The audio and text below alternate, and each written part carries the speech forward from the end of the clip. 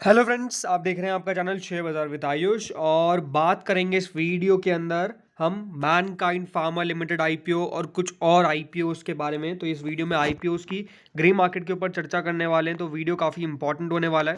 तो फ्रेंड्स, इसी हफ्ते से आपको एक नया आईपीओ ओपन होता हुआ नजर आने वाला है, एक मेन लाइन आईपीओ जिसका नाम है मैनकाइंड फार्मा।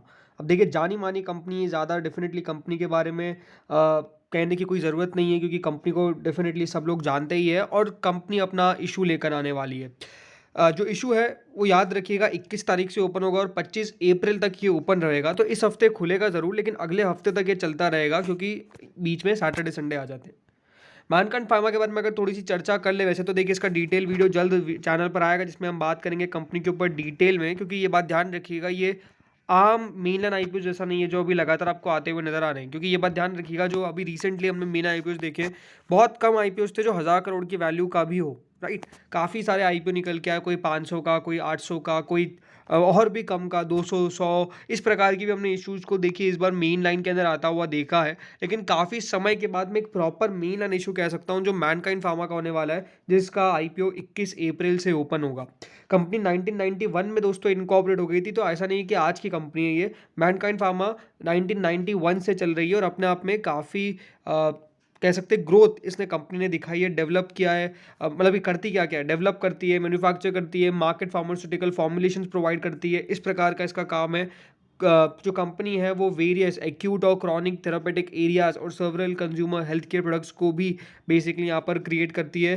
कंपनी का जो बिजनेस है वो डेफिनेटली ज़्यादातर किस में रहता है, एक्यूट और क्रॉनिक थेरापेटिक फील्ड्स के अंदर, जिसमें एंटी इन्फेक्टिव, कार्डियोवास्कुलर, फिर यहाँ पे कंपनी जो है वो gastro intestinal, anti diabetic, neuro CNS, vitamin, minerals, nutrients and respiratory. तो इस प्रकार का दोस्तों यहाँ पर जो इंपॉर्टेंट यहाँ पर बॉडी के पार्ट्स होते हैं, बॉडी में जो भी फंक्शनिंग होती है उसके ऊपर कंपनी का काम रहता है एंड उसके लिए कंपनी फॉर्मुलेशंस क्रिएट करती है। अब अगर ओवरऑल हम देखें कंपनी के आईपीओ के बारे में, जैसे मैंने कहा कि डिटेल वीडियो हम जल्द लाएंगे, तो उस पर हम डिटेल में बात करेंगे कि ज़्यादा कंपनी के बारे में जो भी प्लस पॉइंट है, माइनस पॉइंट है, वो सब आपके सामने रखूंगा। लेकिन सबसे इंपॉर्टेंट, ये 21 से 25 अप्रैल के बीच में होने वाला है ओपन। 1 रुपये का इसका फेस वैल्यू है, ज़्यादा बड़ा नहीं है, 1 रुपये का इसका फेस वैल्यू है। दूसरी बात क्या है कि जो इशू होने वाला है वो पूरा का पूरा क्या रहेगा, ऑफर फॉर सेल। ये बात ध्यान रखिएगा, ये पूरा का पूरा इशू ऑफर फॉर सेल रहने वाला है। इसमें कुछ 1% भी दोस्तों फ्रेश इशू नहीं है। इसका मतलब क्या है, कंपनी जो है वो खुद अपना आईपीओ लेकर नहीं आ रही है, लेकिन जो कंपनी के एग्जिस्टिंग इन्वेस्टर्स हैं वो दोस्तों यहाँ पर अपनी स्टेक बेचने के लिए मार्केट्स में आ रहे हैं। एंड अपने आप में देखिए, मुझे लगता है कि ये मैनकाइंड फार्मा का आईपीओ लेके आना, जो एग्जिस्टिंग इन्वेस्टर्स हैं वो डेफिनेटली थोड़ा सा रिस्क तो उठा रहे हैं। क्योंकि ये जो इशू होने वाला है ये मोर देन 4000 करोड़ का होगा। जी हाँ, 4000 करोड़ से ज़्यादा का ये इशू होने वाला है, छोटा मोटा इशू नहीं है। और आपको पता ही है, हाल फिलहाल के अंदर यहाँ तक कि 200-300 करोड़ के आईपीओस को भी अगर उसकी वैल्यूएशन सही नहीं है तो पैसा नहीं मिला है। तो ये तो 4000 करोड़ का इशू होने वाला है। तो देखना होगा कि पैसा रिटेल निवेशक कितना लगाता है। अब ये बात जरूर है कि इसमें रिजर्वेशन किस प्रकार से रखा गया है। तो रिजर्वेशन का तो अभी तक अनाउंसमेंट नहीं हुआ है, बट मोस्ट लाइकली देखिए सबसे ज़्यादा जो है वो डेफिनेटली यहाँ पर क्यूआईबीज के लिए रहेगा, फिर एचएनआईज के लिए, और फिर मैं रिटेल को मान सकता हूँ। रिटेल के लिए 35% जो होता है, क्योंकि कंपनी प्रॉफिटेबल भी है। बट देखते हैं होता क्या है। ज़रूरी बात यही है कि कंपनी की वैल्यूएशन अच्छी आनी चाहिए, वैल्यूएशन सही आनी चाहिए, मार्केट फ्रेंडली आनी चाहिए, ताकि पैसा कम से कम उस आम रिटेल निवेशक का भी बने जो पैसा इस आईपीओ के अंदर लगाएगा। क्योंकि हो सकता है कि अलॉटमेंट ज़्यादा मुश्किल ना पड़े, अलॉटमेंट आसानी से मिल जाए, लेकिन ज़रूरी क्या है कि वैल्यूएशन सही हो। ये इशू ओपन जरूर जाएगा 21 अप्रैल को, क्लोज होगा 25 को, अलॉटमेंट आएगा 28 को और लिस्टिंग होगी इसकी 4 मई को। तो मई में इसकी लिस्टिंग होने वाली है, ये भी आप बात ध्यान रखिएगा। बाकी फाइनेंशियल्स हम बाद में पढ़ेंगे। इन्फॉर्मेशन मान के चल सकते हैं आप कि ये जो और इन्फॉर्मेशन है वो कल या फिर कल या फिर परसों के अंदर, 2 दिन के अंदर बेसिकली निकल के आ जाएगी। इसमें कोई बड़ी बात नहीं है। अब बात करते हैं यहाँ पर नेक्स्ट इशू के बारे में। एक और दोस्तों इशू जो इसी हफ्ते ओपन होगा उसका नाम है रेटिना पेंट्स। देखिए, एक एसएमई इशू है, कोई मेन आईपीओ नहीं है। रेटिना पेंट्स का आईपीओ ओपन होने वाला है 19 अप्रैल से 24 अप्रैल तक ये इशू ओपन रहेगा। कंपनी का काम क्या है, बेसिकली दोस्तों कंपनी जो है वो मैन्युफैक्चर करती है डेकोरेटिव पेंट्स, जिसमें wall care products, primers, emulsions etcetera etcetera जो है वो कंपनी यहाँ पर मैन्युफैक्चर करती है। और ये जो प्रोडक्ट्स है वो कंपनी अपने डिफरेंट डिस्ट्रीब्यूटर्स को बेच देती है। कंपनी 2010 में दोस्तों इनकॉर्पोरेट हुई थी, तो ऐसा नहीं है कि आज की कंपनी है। कंपनी को ठीक ठाक एक्सपीरियंस हो चुका है, बहुत ज़्यादा भी नहीं बट ठीक ठाक एक्सपीरियंस हो चुका है, जो अपना इशू लेके आने वाली है। 30 रुपये का इसका प्राइस बैंड रहने वाला है। 4000 शेयर्स इसको रहेंगे एक लॉट के अंदर। कुल मिला के 11 करोड़ का इशू है और पूरा का पूरा ये फ्रेश इशू होने वाला है। फिक्स्ड आईपीओ है, फिक्स्ड प्राइस इशू आईपीओ है, जो सिर्फ याद रखिएगा बीएसई एसएमई पे लिस्टिंग होगी। इसमें जो कैटेगरी रखी गई है वो कुछ 50% जो है वो एच को दिए गए और 50% रिटेल कैटेगरी को दिए गए एक लॉट में आपको लगाने के लिए, क्योंकि एक एसएमई है तो 1,20,000 रुपये देने पड़ेंगे। रिटेल में आप मैक्सिमम सिर्फ एक लॉट के लिए अप्लाई कर सकते हैं, ये बात ध्यान रखिएगा। और एचएनआई में आपको 2 लॉट के लिए मिनिमम अप्लाई करना है। अब बात करते हैं फ्रेंड्स ग्रे मार्केट के ऊपर। तो ग्रे मार्केट पे आप चर्चा कर लेते हैं। तो मैनकाइंड फार्मा की ग्रे मार्केट करीबन 86 रुपीज़, जी हाँ 86 रुपीज़ के आसपास अभी मैनकाइंड फार्मा की ग्रे मार्केट चल रही है। अपने आप में काफ़ी बढ़िया है, बट ये बात ध्यान रखिएगा एक समय पे 110 रुपये भी चली गई थी, उसके बाद ये 70 रुपये भी आ गई है।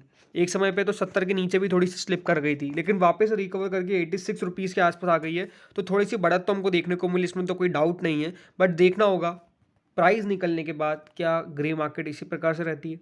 क्योंकि मेरा जो जानकारी है, अगेन मेरे कोई 100% कन्फर्मेशन नहीं कह सकता, सोर्सेज की तरफ से ये कि 1050 से 1100 के बीच का ये आईपीओ आने वाला है। तो अगर 1100 से 1100 के बीच में ये आईपीओ निकल के आता है और ग्रे मार्केट अगर इस प्रकार से रहती है तो मुनाफा कुछ बहुत बड़ा नहीं होने वाला है, ये बात भी आप ध्यान रखिएगा, राइट। तो बहुत ज़रूरी है कि थोड़ा सा नीचे प्राइस बैंड अगर लेके आते हैं तो ग्रे मार्केट अच्छी हो जाए। देखते हैं होता क्या है। वैसे भी वो ऑलरेडी फिक्स्ड है, तो ये मान के चलिए कि 1000 से 1100 के बीच का इशू मोस्ट लाइकली आने वाला है। अगला है रेटिना पेंट्स, 3 रुपये की ग्रे मार्केट, 10% के आसपास, कोई ग्रे मार्केट में ज़्यादा बदलाव नहीं है, ठीक है।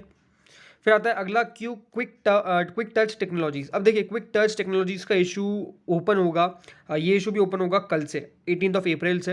एंड एनएससी एसएमई का इशू होने वाला है, बट ग्रे मार्केट कुछ भी नहीं है, तो डेफिनेटली कुछ इंटरेस्टिंग दिखता नहीं है, क्योंकि ग्रे मार्केट में एक्टिविटी ना होना ये साफ साफ एक बड़ा संकेत देता है कि कम से कम वो इशू में कुछ बहुत बड़ी बात नहीं है और मार्केट उसको इसी प्रकार से ले रहा है। अगला है एजी यूनिवर्सल, जो क्लोज हो चुका है, 4 रुपये के आसपास की ग्रे मार्केट है, 6.67% की, ठीक है। ये इशू की लिस्टिंग जो है वो याद रखिएगा 24 अप्रैल को होने वाली है। फिर आता है अगला दोस्तों पेटेच फिटवेल ट्यूब कंपोनेंट्स, 3 रुपये डिस्काउंट में इसकी ग्रे मार्केट चल रही है। इसकी भी जो लिस्टिंग है वो 21 अप्रैल को यानी इसी हफ्ते हो जाएगी, तो देखते हैं किस प्रकार की लिस्टिंग होती हुई नजर आती है। एवलॉन टेक अब बहुत इंपॉर्टेंट है। एवलॉन टेक्नोलॉजीज की फ्रेंड्स कल लिस्टिंग होने वाली है। ग्रे मार्केट के हिसाब से हो सकता है कि आपको कल म्यूटेड लिस्टिंग होती हुई नजर आए या फिर थोड़ी बहुत नेगेटिव लिस्टिंग होती हुई नजर आए। बहुत कम चांसेस है कि बहुत नीचे आ जाए, बट देखना होगा कि कल किस प्रकार की लिस्टिंग होगी, क्योंकि दोनों चांसेस है। मार्केट की बात करता हूँ तो मार्केट ज़रूर आज गिरा है, इसमें कोई डाउट नहीं है, बट वो मोस्टली गिरा क्यों है? क्योंकि इन्फोसिस का नंबर वीक है। तो बाकी ऐसा मुझे मार्केट में बहुत खराबी नहीं दिखी आज। बाजार में प्रॉफिट टेकिंग भी आ सकती है। बाजार 9 सेशन चला था, राइट, 8 सेशन चला था, 9 सेशन चला था। तो जब बढ़िया बाजार में मूव आता है तो बहुत चांसेस होते हैं कि ये आईपीओ भी जो बहुत म्यूटेड दिखते हैं वो कमाल कर जाए। कमाल इन द सेंस कि देखिए 4 रुपये दिख रहा है, हो सकता है कि यहाँ पे आपको 20 रुपये के ऊपर लिस्टिंग हो जाए, तो वो हो सकता है। देखते होता क्या है कल, वो तो अपने आप में काफ़ी इंटरेस्टिंग होगा। लेकिन हाँ, ये मान के चलिए एक म्यूटेड सी लिस्टिंग होने वाली है। मुनाफा अगर आपको ठीक ठाक हो जाता है तो ये आपकी अच्छी किस्मत है, और नुकसान भी अगर मैं कहूँ तो ज़्यादा से ज़्यादा 20 रुपये मैक्सिमम टू मैक्सिमम नीचे खुल जाए। अब देखते हैं होता क्या है, क्योंकि उदय शिवा कुमार की लिस्टिंग तो डेफिनेटली काफ़ी चौंकाने वाली थी, बट मैं ये कहता हूँ कि वो इशू थोड़ा सा अलग टाइप का था और ये अलग टाइप का है, तो ज़्यादा डिफरेंस यहाँ पे आपको नजर आएगा।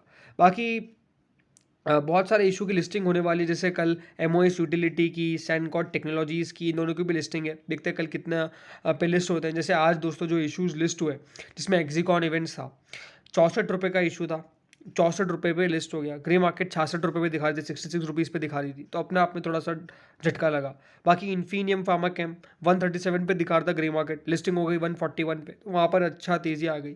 तो ये बहुत बार होता है, पॉसिबिलिटी बन जाती है, तो बहुत बार आपको इस प्रकार की लिस्टिंग जो है वो नज़र आती है। तो इस वीडियो में तो इतना ही था। होपफुली वीडियो बढ़िया लगा होगा। Thank you friends for watching this video.